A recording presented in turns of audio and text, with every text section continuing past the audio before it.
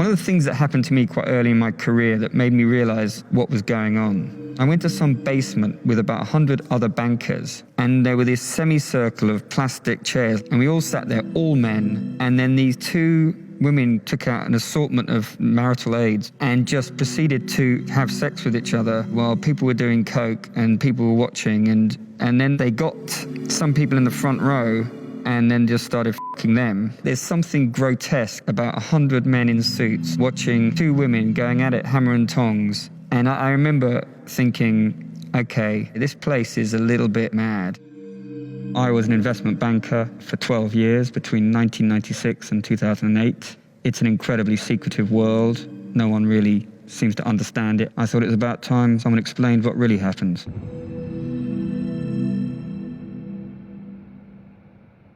Investment banking covers a multitude of sins. In its very simplest form, it's about putting together people who want to invest money and people who want money invested in their companies. And we're in the middle, taking a huge slice. I had been to a decent university. I could also bullshit with the best of them. And that is an important aspect of any job in the city. The city is a place that rewards bullshit probably more than any other career. I couldn't believe the amount of money I was earning. So in about 4 years, I was earning 120 and my bonuses were getting up to 300. And then by the end of it, I was over 600. The money is ridiculous. I mean, the justifications for the money have always been things like, oh, it's stressful. Well, this wasn't as stressful as a teacher's job. Oh, it's dangerous or risky. It's not as risky as being in the army. I always felt a little bit guilty about it. Like, why the hell are these people spending so much money on me when all I'm doing is pushing around bits of paper? It was a source of continual bafflement. Cocaine is the perfect drug for bankers because it is expensive, it's glamorous, it's something that can make you talk even more bullshit than you normally do. It gives your already inflated ego an even bigger puff. It used to be a core part of my strategy for getting clients on board. We both had something on each other. I could lose him his job, he could lose me my job. You know, I used to come back from like an all-night bender, go straight into the office, and I would have to go on the mic in front of 200 people on the trading floor. One of the very first major presentations I ever did. I was doing it and suddenly everyone started giggling and I was thinking, what the f*** is going on here? And suddenly I saw this blood hit onto my white shirt. And I was like, oh my God. And I've got a massive coke-related nostril bleed all over my crisp white shirt.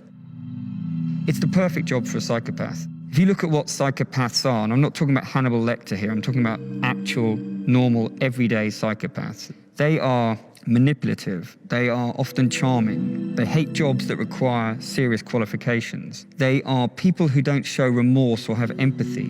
For example, if a company announces that it's going to lose 1,000 jobs, you might feel that's a bit of a shame, but actually in the city, we would absolutely celebrate and reward that company because that company is going to be more efficient and it's going to make greater profits. It's an industry that rewards psychopaths, and it's an industry that psychopaths thrive in. Insider trading happens all the time because people in the city aren't satisfied just with their six-figure salaries and their six-figure bonuses. They want to get even more money. For example, during the financial crisis, there used to be rumors spread that this company is going bust or that this bank is about to have to ask the government for some money. And by doing that, these hedge funds were exacerbating the financial crisis, making it worse and worse and worse. But they didn't give a f*** because they were making a buck themselves, and they never got found out because they could always claim they'd heard it from someone else first. So it's one of those crimes you never get found out for. The thing is about insider trading is people think it's like this victimless crime, but actually what it means is that a hedge fund, as it usually is, has bought some shares off Grand's pension fund.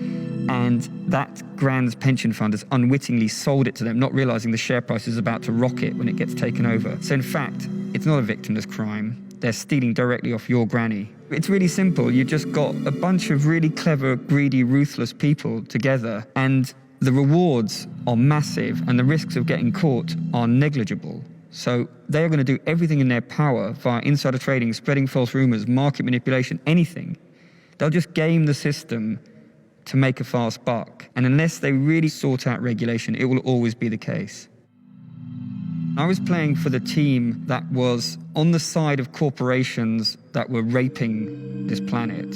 And I was on the side of corporations who didn't give a shit about their workforce, but just gave a shit about their quarterly earnings figures. Kind of gets to you, especially if you have the kind of upbringing I had, which was fairly left-wing, religious, and I was a kind of a hippie as well. You know, I used to tell young kids about what a terrible job banking was. And then when I described it, strippers, £1,000 meals, cocaine, bonuses of £500,000–600,000, they were like, tell me how I get this job. It has changed. It's more about being a serious guy with 2 maths PhDs. They are still earning a lot of money, but not as much. Nowadays, there's limits on how big your bonus can be. It can only be a maximum of twice your salary, whereas back in my day, you'd get 6 times your salary at the drop of a hat. It's no longer quite the playground for druggy lads having a ball anymore. And thank for that, frankly, because it's not right the way we used to behave. I think on my deathbed, that particular phase in my life, I will not be very proud of. I sold my soul to the devil, basically. But I did get a good price for it.